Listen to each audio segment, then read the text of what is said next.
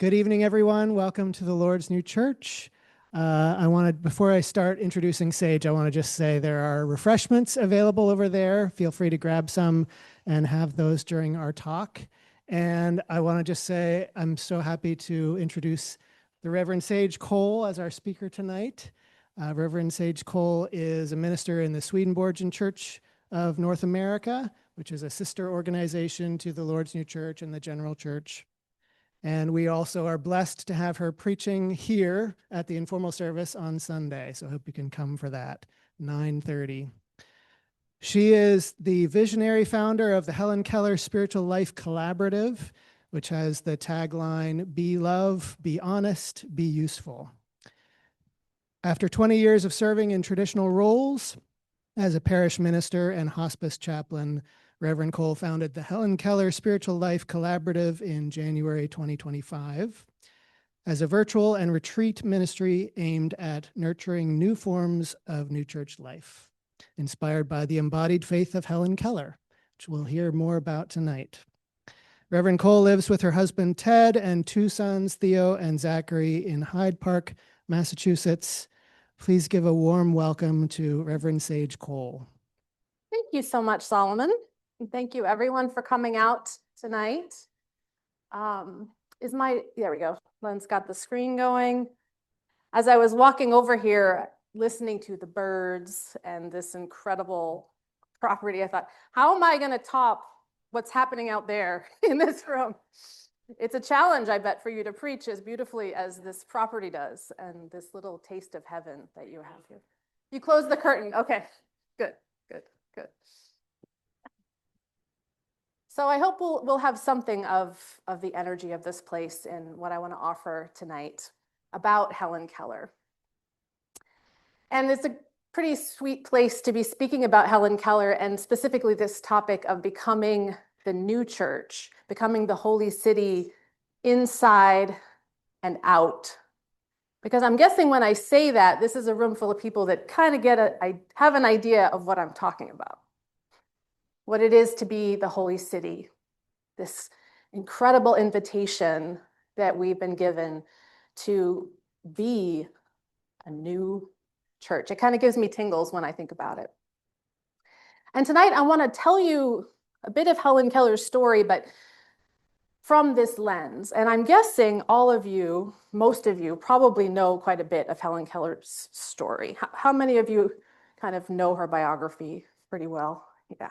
We know her, right? Helen is our person, right? She's our fellow new church woman.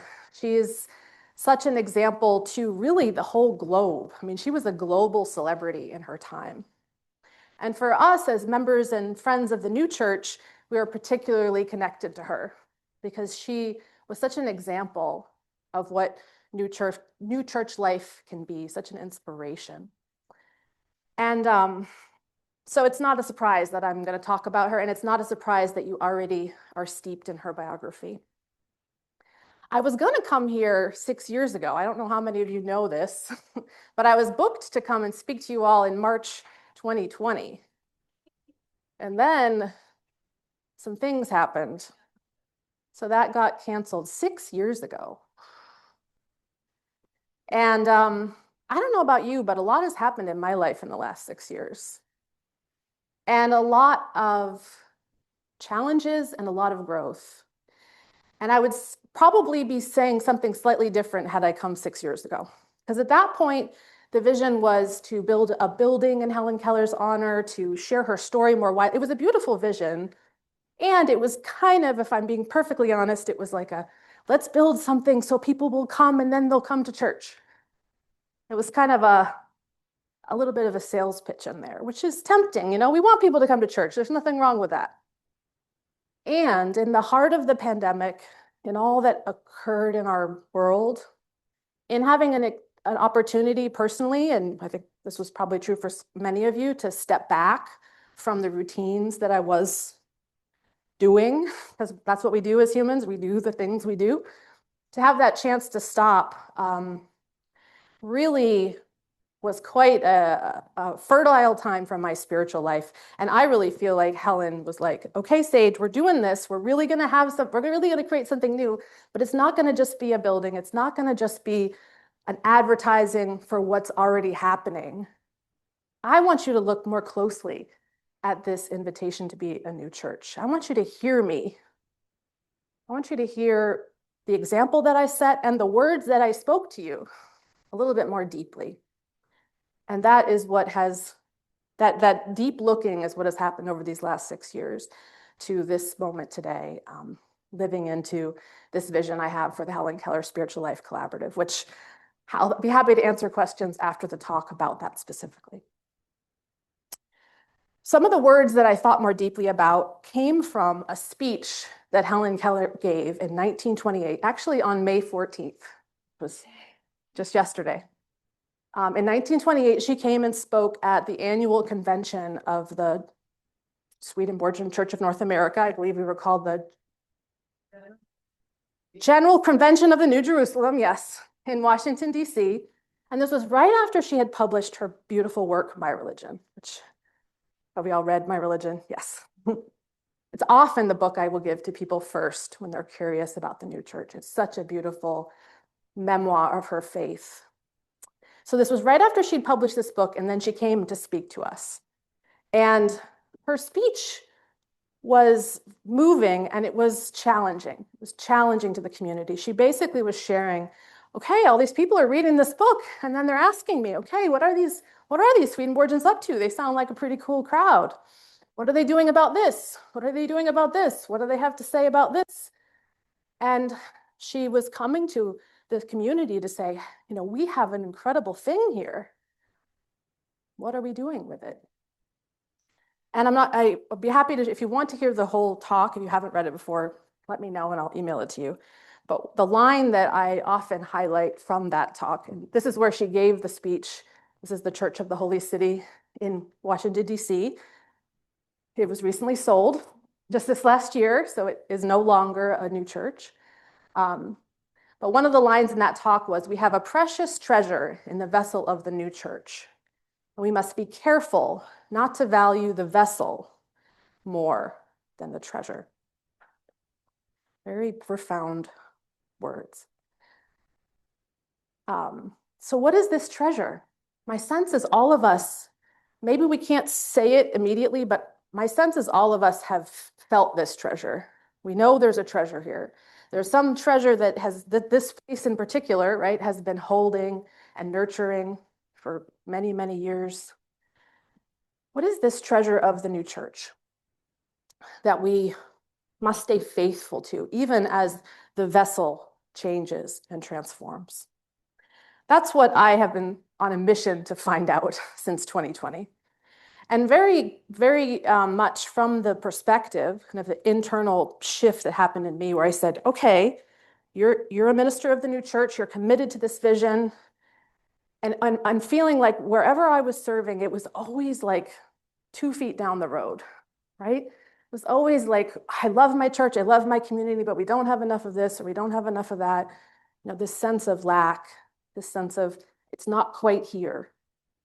And what I came to feel in 2020 was, well, if it's not here, when's it going to be here, right? When are we going to find that carrot? And what would it mean to really reflect on and consider the new church descending into the world right this very instant, exactly as we are? So I want to offer some thoughts now about how I see that happening in Helen Keller's life and story. And I hope it will inspire you to think about how it's happening in your story as well. How did this woman, this little girl, this little deaf-blind girl, become this global celebrity who traveled the world and was beloved? She led a good new church life. How did that happen? What was the foundation? What was the treasure that undergirded her story? So as you know, she was born with sight and hearing, and then at 19 months old, she had an illness that caused her to become deaf and blind. And for her first 7 years, she just was making do. She didn't have a teacher. She had loving parents, she had family.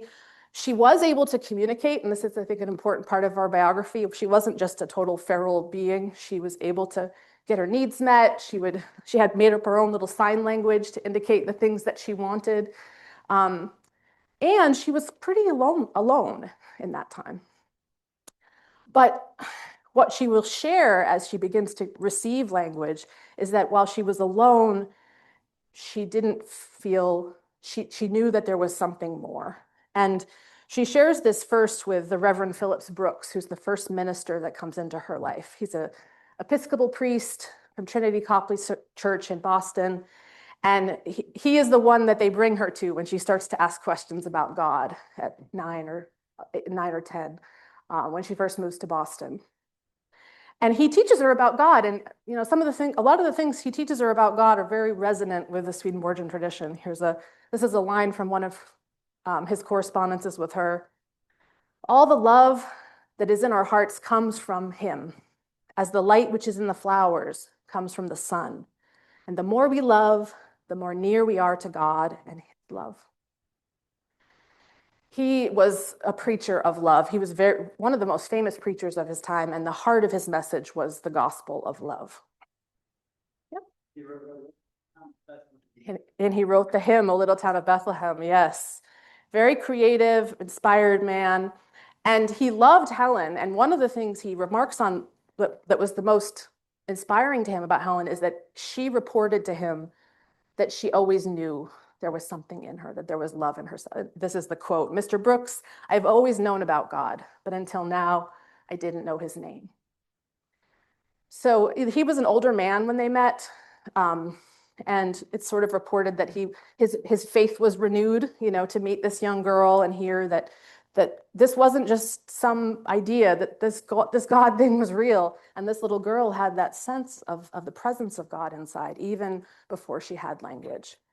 And meeting him and hearing this message of the gospel of love, it just completely resonated with her and made a lot of sense. And she fell deeply in love with the story of Jesus, and this understanding of who and what God was as love. So this was her foundation, was this little girl knowing herself to be loved and to actually have love within her. And I don't know about the rest of you, but my sense is that's pretty foundational to the emergence of the new church. It's pretty hard to receive something new, to be transformed, to feel the presence of God if we don't really believe that love is in us and that we're worthy of that love. And I see Helen as someone who just got that message right from the beginning. And perhaps because she was deaf and blind, wasn't maybe as exposed to all the not loving messages that this world throws at us. So that was where it began. And Helen would say, even later in life, after reporting that she'd always lived her life by the doctrines of Emanuel Swedenborg, that she also really at the core saw Bishop Brooks' theology as one and the same, that there wasn't really a distinction. This message of love was only amplified by what she learned from Swedenborg. But Phillips Brooks would die when Helen was about 13, and that's when she met her Swedenborgian mentor, John Hitz, and that's him to the right. This picture on the left is him with Alexander Graham Bell. He was a colleague of Alexander Graham Bell, and became a very close friend with Helen. And that's one of the most beautiful things in my religion, I think, are her accounts of John Hitz and how he taught her about faith. And again, the transmission was not, yes, he did translate Swedenborg's works into Braille and give them to her, and she had an incredible mind and read them, absorbed them quickly. And he would take her for walks in nature and speak about God and the wind and the plants around him. And he loved her. So that transmission of faith, of his Swedenborgian faith, also came through this relationship and this sense of love and connection. So Helen became, her embodiment to become this beautiful person, and this embodiment of the new church started from this foundation of belovedness and knowing of love. And she would often remark that love was the gate, the gateway to wisdom. There's a great quote where she speaks about how nature gives away its secrets to those who love it. She saw that love was the primary thing, the primary force. And that foundation was there throughout her life. I believe that God is in me as the sun is in the color and fragrance of a flower, the light in my darkness, the voice in my silence. So love was the foundation, and we know that Helen Keller experienced some significant transformations throughout her life, starting, of course, at the water pump. Here was a girl who did not have language with her peers, was not able to connect in that way. And then this teacher shows up, and all of a sudden, she's now making the connection that she has an inner life, an inner world, and she can communicate that life to others. And this is a quote of her speaking in her early biography, The Story of My Life, about that moment. Once I knew only darkness and stillness. My life was without past or future, but a little word from the fingers of another fell into my hand that clutched emptiness, and my heart leaped to the rapture of living. That's a spiritual change, right? That's a pretty big change to go from being a being that is, navigating the world in this darkness to now having language. And she just, as soon as that light switch went off, she was, constantly wanting to get new information and grow. I will make just in case you're not aware, this statue is actually in the Capitol building, and it was put in there, I think 6 years ago, to represent Alabama. So Helen is down there in DC right now. And these kinds of transformations, well, the water pump moment was a big one. She recounts in her writings other major transitions, major awakening moments and experiences. And she must have had a lot of them in the long life that she lived. She lived many different lives, right? She worked in Hollywood and made films. She was on vaudeville. She danced. She met presidents. She traveled the globe advocating for the rights of the blind. I mean, to grow like that, to take on all of that is, if you've grown at all in your life, every time we grow, we go through another transformation, another change. And one of my senses of Helen is she had that willingness to change. She saw change as a great adventure because the first experience of change was only blessing. It was an incredible gift. And so she took on those experiences of change throughout her life. And what's another word we have for that? Regeneration. Yeah, pretty vital, pretty important. I was very moved reading your history in the Rotunda about Theodore and his sense that there's an inner sense here, and it is our regeneration that empowers us to perceive that inner sense. Regeneration is essential to the spiritual life, and essential to the coming of the Holy City. There's an interesting anecdote about this, too, that I think brings this point home. So Reverend Paul Sperry was the minister who asked Helen to write My Religion. And he recounts being with Helen in a house, having like a dinner party of sorts. And someone asked Helen, what's your favorite Bible quote? And this was her answer. All by itself, the soil produces grain. First the stalk, then the head, then the full kernel in the head. As soon as the grain is ripe, he puts the sickle to it because the harvest has come. He remarks in the telling of it that they are all kind of like, that's weird. That's an interesting one to choose of all of the great Bible passages there are out there. But when I hear that, I think it speaks to what I perceive a truth is of the spiritual life that Helen knew and embodied, that we are here to grow and change. Sometimes we're a bud and then sometimes we're a flower. And that this whole process of growth that's unfolding in us is happening by the Lord's hand. God is growing us, and that's the whole idea, to be changing and to be growing. And she embraced that and celebrated that. And in celebrating that growth, she saw not only are we being regenerated, but she believed that society was being regenerated as well. And one of the things about regeneration is we're all for it until we go, oh, well, that means I have to see things I want to let go of, or I don't want to do anymore. That's not the fun part of regeneration, but it's the necessary one, right? Shunning evils as sins. And for Helen, she's like, hey, we're here to grow. Let's just look at our sins. Let's just see them. Let's not be afraid. And I see that spirit in her in the work that she did. Economic justice was a huge issue for her that she spoke about and advocated for throughout her life. This was, of course, during the rise of communism. Helen was a communist. She had a red flag in her house. She believed everyone should have food and safety, shelter, and the resources to thrive. The test of a democracy is not the magnificence of buildings or the speed of automobiles or the efficiency of air transportation, but rather the care given to the welfare of all people. She also, this was not an era where anti-racism was a word, but Helen did not understand why there was racism. She did not stand for it. It didn't make any sense to her. And I'm sure many of you know this, but she actually met W.E.B. Du Bois early in her life while she was at Perkins School for the Blind. William James, who was a professor at Harvard, had W.E.B. Du Bois as his student and brought them to Perkins to meet Helen when she was just a young girl. And Du Bois writes quite a bit about Helen and how he kind of wondered about what she would do with her life, because clearly this blind and deaf girl probably understands truth maybe a little better than us seeing people.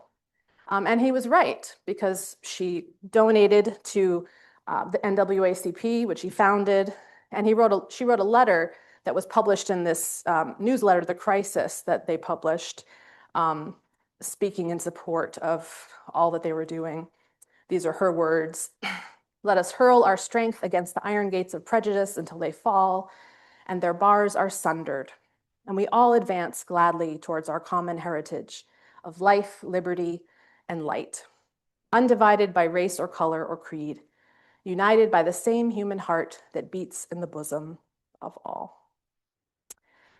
She also gave $100, and it was probably the most controversial thing she ever did, because she was from the South. Her father was a Confederate soldier. She received a lot of pushback from her family of origin for doing that, but she did not recant her statement. She, of course, was a supporter of the women's right to vote, a part of the suffragist movement. She writes kind of in a very, sometimes humorous way to get to her point.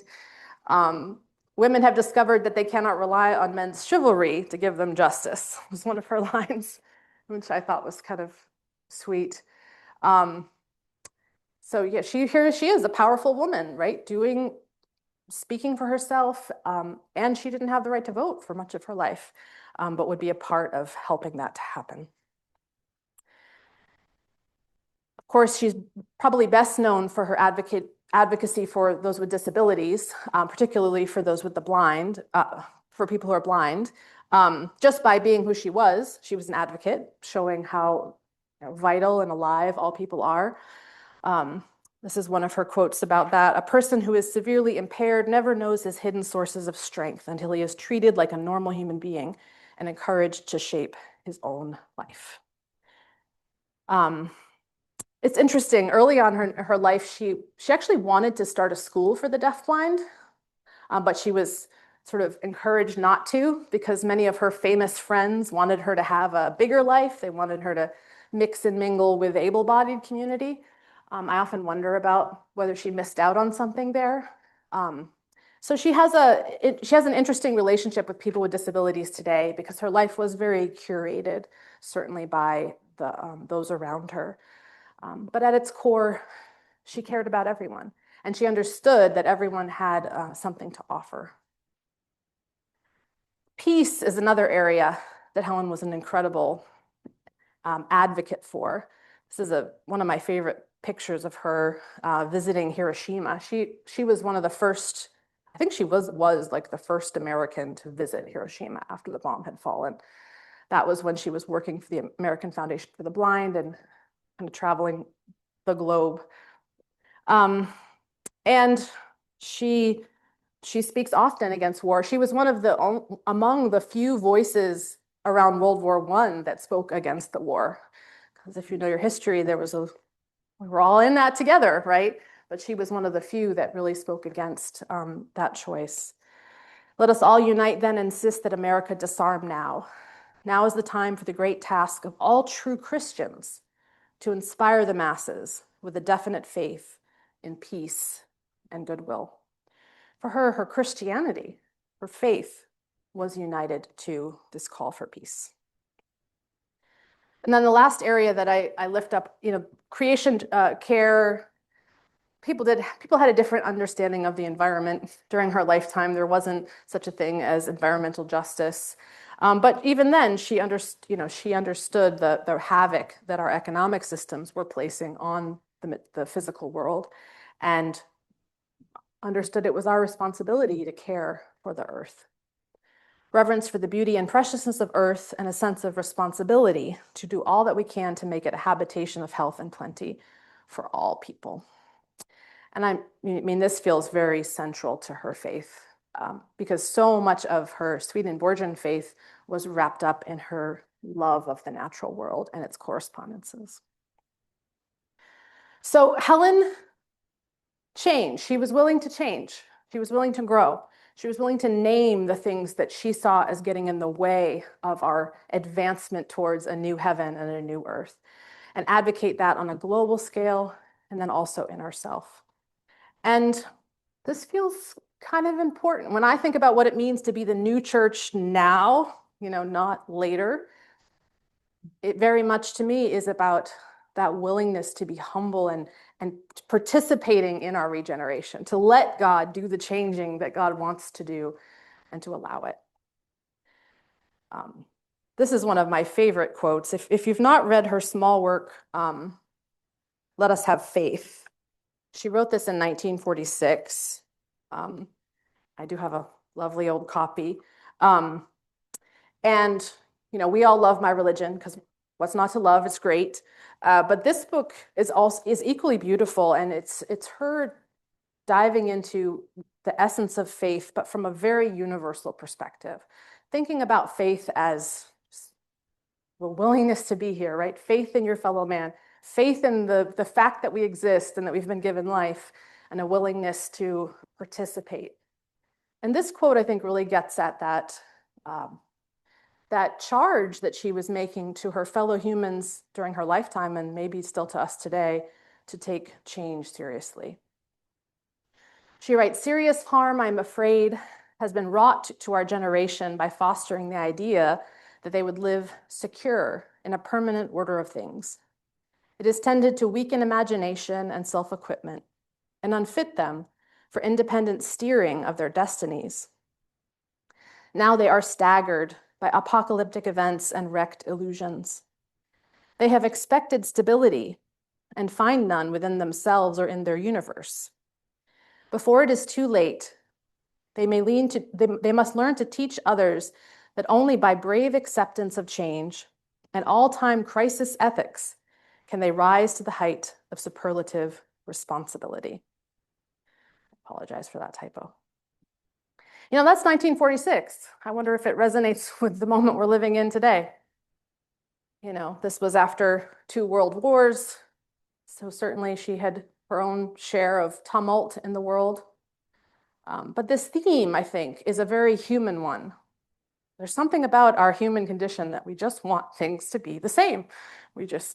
And there's such a conflict, a tension with that desire, that very human desire to feel safe and secure, and the reality that nothing ever is the same from day to day, moment to moment, year to year, and that God created this universe that it would be changing, that it would be growing, it would be evolving. She saw that in her time, and I think that's a message that we can well hear in ours, to embrace the reality of change, and then to find that stability in the midst of it, that can only be the divine. So she changed. She was willing to change. So let's just recap. So love first. We got to know that we're loved. We got to know that love is at the core of our being, and that we're worthy of that love. And then we also have to know we're changing. We're here to grow. We're here to face challenges and overcome them. We're here and it's not like we have to do it. It's like it's happening. There's no way around it. There's no way. The worst thing we could do is try to stop it or pretend like it's not happening or try to keep it at bay. So she knew she was loved. She knew that she was changing and that it was beautiful and that it was good, that this change was welcoming her into deeper relationship, a bigger world, more possibilities. And she held out, of course, the hope this change was going to keep going on to it. You know, Swedenborg tells us this is going to go on for an eternity. We might as well get used to it. It's going to keep on happening and it is good. And my sense is from that sense, that grounding and that love, that willingness to change, she then was willing to live in community fully and completely as that growing being. And that brings us to sort of the third arc, I think, of her becoming becoming the new church, becoming the holy city inside out, is that she knew herself to be loved, she was willing to regenerate, and she was deeply aware of how interconnected that she was to everyone else and all life. And maybe that's partly because of her disability. Like she literally physically had to rely on other people to be able to communicate. But let's not fool ourselves into thinking that any of us are any more independent than that. Like we all rely on each other. This is a quote from a speech she gave in 1928. She wrote, "Without my teacher, I should be nothing. Without you, I should be nothing. We live by each other, and we have no life worthwhile but the life for each other. Any child untaught, any man unhelped, any woman neglected means that some of the fullness of this life is being taken away from us. Every one of us is deaf and blind until our eyes are opened to our fellow men, until our ears hear the voice of humanity." So she understood that we are in this together. Becoming the holy city inside and out is not a solitary endeavor. It's something that's happening amongst and between all of us. And once we're in that holy city, we're with lots of other people. And we all have a different gift to bring to the holy city. And in my estimation, we discover that gift when we know that we're loved, when we know that we have love in us that wants to be expressed, when we're willing to go on this regenerative journey of change and growth that requires honest assessment of what are the things that God is taking away that need to be released so that I can move into the next thing. And then we become, a puzzle piece that fits with other puzzle pieces because we know who we are and what we bring and what we have to offer each other. And this was very much, often when you read about Helen, you could do like ask AI what Helen's thing, she was committed to service and usefulness. And one of her quotes, "True happiness is not attained through self-gratification, but through fidelity to a worthy purpose." And I would suggest that for Helen, that worthy purpose is that call, that sense of duty that comes from knowing yourself to be loved and being honest about who you are, the perspective you have, and the particular gifts that you have to bring to the world. And that's where happiness really emerges and comes from, the happiness of the holy city. I don't see the holy city as a place where all of us are getting all of our needs met all of the time and pure pleasure, gratification every second. But it's a community of people who are committed, who have fidelity, first to life, to love. They have faith, as Helen would have characterized it, faith in this project of being alive, a willingness to go on the regenerative journey, and then a willingness to do their part. And so that's where my motto for the Helen Keller Spiritual Life Collaborative comes from. Be love, be honest, be useful.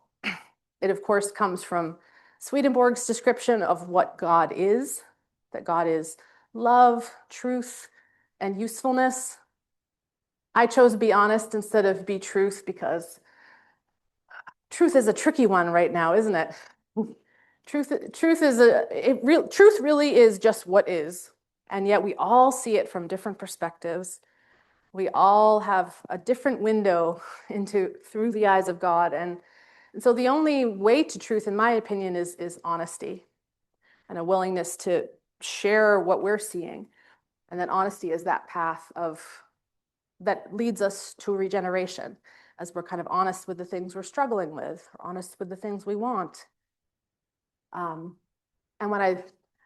spoiler for Sunday morning, but when we read Revelation 21, right, there's no night. We're honest. We're transparent. We are who we are and what we are. And sometimes we think, oh, that's going to happen after we die. And yeah, it probably will go better then.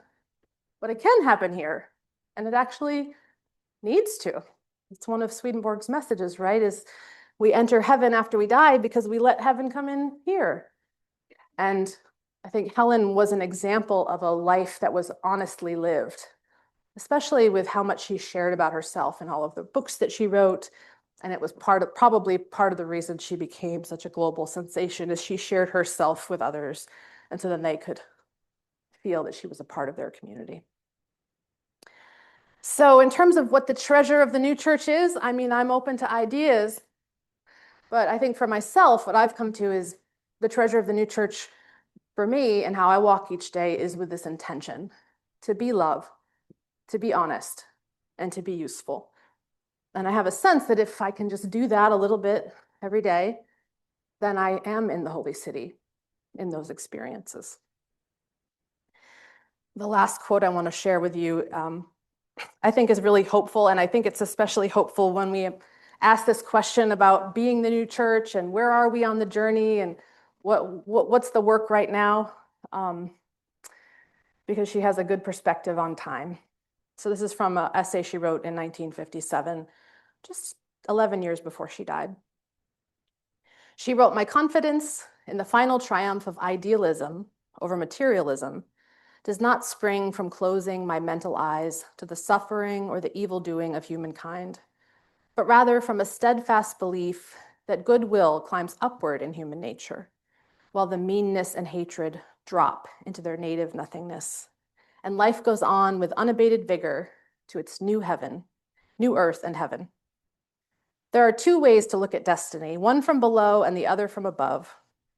In one view, we are being pushed by irresistible forces, obsessed by the fear that war, ignorance, poverty, and barbarism will never be abolished. But looking up to the clock of truth, I see that humankind has been civilized only a few minutes, and I rest in the assurance that out of the problems and tensions which disturb thinking minds and warm hearts, there shall break the morning star of universal peace." I think when I think of the new church, I like to remember that it hasn't really been around that long.